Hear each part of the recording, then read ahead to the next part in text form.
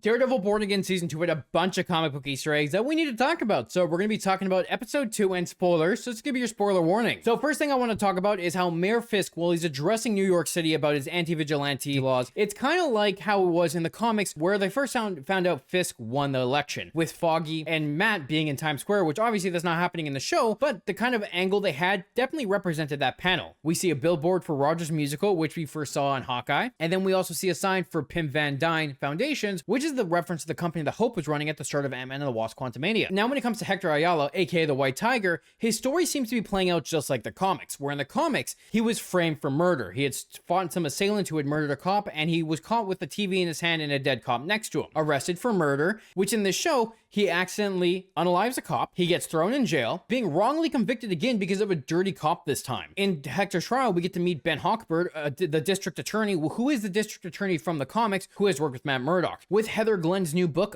Live Without Fear, it's definitely a reference to Daredevil's comic, A Man Without Fear. Wilson Fisk, in his therapy session, mentions how he was assaulted by a vigilante, which is a reference to Echo shooting him in the head, and also giving him his past trauma during the Echo series. When Daredevil is going against the dirty cops, one of them has Punisher tattoo on his hand, which is a reference to real life circumstances of of cops taking on the Punisher logo, thinking they're cool and thinking they represent the Punisher, which the Punisher actually hates, and they've done comics on it where he beats the living crap out of cops. They should not be representing him. He represents what they cannot do. They can never be like him. They're supposed to represent better. So they're going to be dealing with that storyline in this series, and I'm very interested to see what Punisher does when he finds out these dirty cops are representing his logo. What other Easter eggs and references did you notice during this episode of Daredevil?